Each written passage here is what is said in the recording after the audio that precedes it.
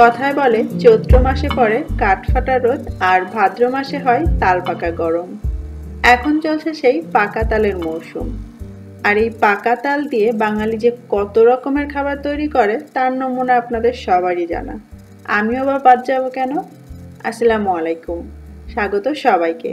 আজকে আপনাদেরকে করে দেখাবো পাকা তাল দিয়ে ভীষণ মজার নরম তুলতুলে পাটিসাপটা পিঠা। আশা করছি আমার আজকের রেসিপি আপনাদের সবার ভালো লাগবে। চলুন তাহলে শুরু করা যাক। প্রথমে আমরা পাটিসাপটা পিঠার পুরটা তৈরি করব। এজন্য একটা হাঁড়িতে আমি 1 কাপ নিয়ে নিচ্ছি ঘন দুধ।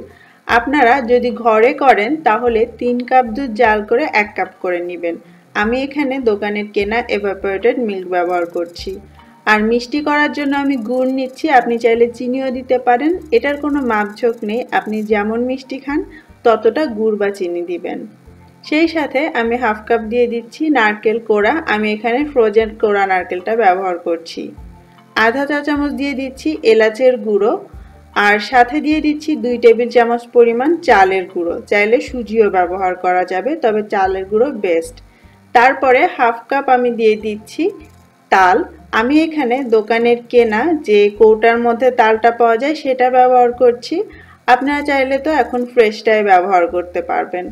এবারে প্রথমে সব কিছু একসঙ্গে নেড়ে মিশিয়ে নিব। তারপরে চুলার আঁচটা মিডিয়াম লোতে করে দিয়ে আস্তে আস্তে এভাবে নাড়তে থাকবো। একসময় এটা গরম হবে এবং ঘন হতে শুরু করবে, যেহেতু এর মধ্যে আমরা চালের গুঁড়ো দিয়েছি। খুবই সাবধানে এভাবে নেড়ে চেড়ে যেতে হবে যাতে তলায় না ধরে যায়, এবং দেখতে দেখতে দেখবেন এটা খুব ভালো ঘন হয়ে গিয়েছে এবং আঠালো হয়ে যাচ্ছে।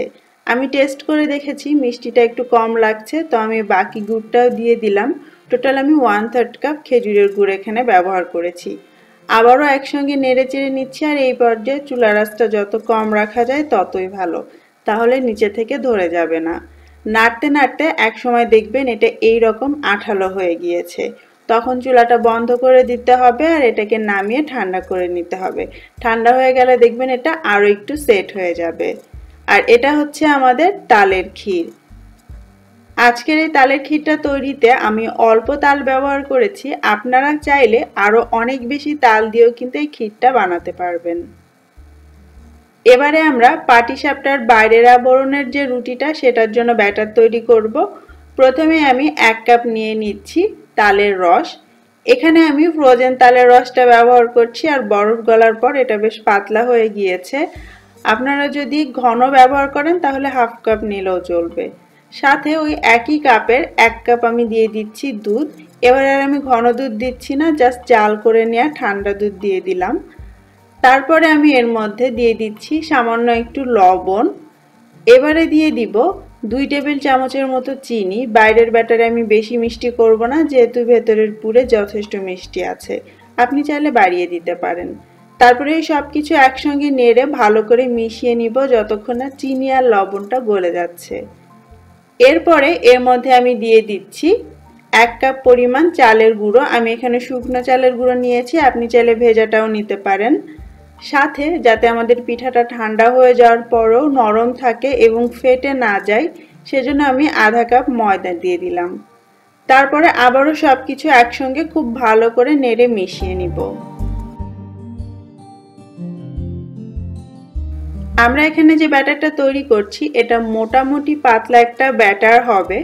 পোয়া পিঠার মতো ঘন ব্যাটার হলে চলবে না, তাহলে কিন্তু আমরা প্যানের মধ্যে রুটিটাকে ছড়াতে পারবো না। এই অবস্থায় ব্যাটারটা দেখতে ঠিক মনে হলেও, যেহেতু আমি শুকনো গুঁড়ো দিয়ে ব্যাটারটা তৈরি করেছি, কিছুক্ষণ রাখার পরে কিন্তু গুঁড়োটা ফুলে উঠবে, তখন এটা আরও ঘন হয়ে যাবে। সেই জন্য আমি এর মধ্যে আরও আধা কাপ দিয়ে দিচ্ছি দুধ। আপনারা চাইলে কিন্তু দুধের পরিবর্তে পানিও ব্যবহার করতে পারেন, তবে দুধ দিলে তো অবশ্যই টেস্টটা বেশি ভালো আসবে। তারপর আবারও সব কিছু নেড়ে মিশিয়ে নিচ্ছি। টোটাল এখানে লিকুইড আমি দিয়েছি 1.5 কাপ। তবে আমার যেহেতু তালের রসটা একটু পাতলা ছিল, তো আপনার তালের রস যদি ঘন হয় সেক্ষেত্রে আপনার 2 কাপ পর্যন্ত দুধ লাগতে পারে। এইবার এর কনসিস্টেন্সিটা একদম ঠিক আছে। এখন আমি এটাকে 10 মিনিটের জন্য ঢেকে রাখবো। তারপরে আমরা পিঠা বানাতে শুরু করব। পাটিসাপটা পিঠা বানানোর জন্য ভালো হয় যদি আপনি এরকম ফ্রাই প্যান বা সমতল কোনো তাওয়া ব্যবহার করেন। আর চুলার আঁচটা আমাদেরকে রাখতে হবে মিডিয়াম লোতে, অর্থাৎ অল্প আঁচে আমরা পিঠাটা বানাবো।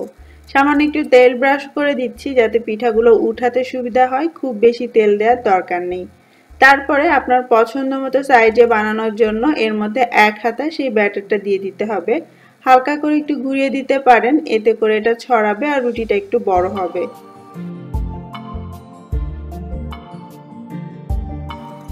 এরপরে অপেক্ষা করতে হবে ওপরটা শুকিয়ে আসা পর্যন্ত।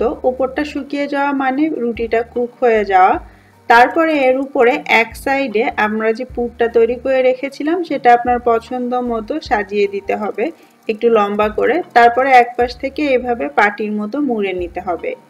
আমি যে পিঠাটা মোড়াচ্ছি আপনারা দেখতে পাচ্ছেন এর গায়ে একটু ছিদ্র ছিদ্র হয়েছে, কারণ আমার তাওয়াটা একটু বেশি গরম হয়ে গিয়েছিল। তো আপনাদের যদি এরকম বড় ছিদ্রওয়ালা পিঠা ভালো লাগে তাহলে তাওয়াটা একটু বেশি গরম করে নেবেন। আর যদি মসৃণ বা অপেক্ষাকৃত কম ছিদ্রওয়ালা পিঠা পছন্দ করেন সেক্ষেত্রে তাওয়াটাকে খুব বেশি গরম হতে দেওয়া যাবে না। আমি আরেকটা পিঠা বানিয়ে দেখাচ্ছি। এইবারে তাওয়াটা আমার অপেক্ষাকৃত কম গরম ছিল। আবারও এক হাতে দিয়ে দিলাম এবং যখন এটা ওপরটা শুকিয়ে আসবে তখন এক পাশে আবারও সেই খানিকটা তালের পুর দিয়ে দিলাম।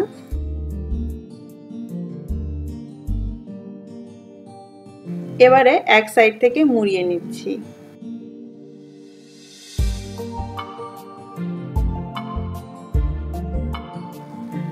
আর দেখতেই পাচ্ছেন এটা কিন্তু আগের থেকে অনেকটাই মসৃণ হয়েছে। এইভাবে করে আপনার পিঠাগুলো বানিয়ে নিতে হবে, তবে এর থেকে বেশি মসৃণ করতে গেলে আপনার পিঠাগুলো বানাতে অনেক সময় লাগবে। এইভাবে করে একে একে আপনার পছন্দ মতো পিঠাগুলো বানিয়ে নিতে হবে। এবারে আমি পিঠাগুলো একটা প্লেটে সাজিয়ে নিচ্ছি। যতখানি আমি ব্যাটার এবং পুর তৈরি করেছিলাম তাতে আমার 12টার মতো পিঠা হয়েছে। আর পিঠাগুলো খেতে কিন্তু ভীষণ মজার।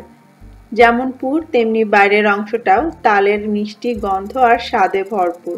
আপনারা বাসায় অবশ্যই ট্রাই করবেন। আর ফ্রেশ তালের রস দিয়ে তৈরি করলে তো পিঠার স্বাদ আরও বহু গুণে বেড়ে যাবে। আর ভেতরটা দেখুন কি যে ইয়াম্মি লাগছে। আর এই পিঠাগুলো ভেতরে ময়দা দেওয়ার কারণে অনেক সময় পর্যন্ত নরম থাকবে, ফেটে যাবে না বা শক্ত হয়ে যাবে না। একটা পিঠা আমি আপনাদেরকে ভেঙে দেখাচ্ছি, এটা একেবারে ঠান্ডা হয়ে যাওয়ার পরের অবস্থা। দেখুন কতটা সফট আছে। আশা করছি রেসিপি ভালো লেগেছে। সবাই ভালো থাকবেন। আল্লাহ হাফেজ।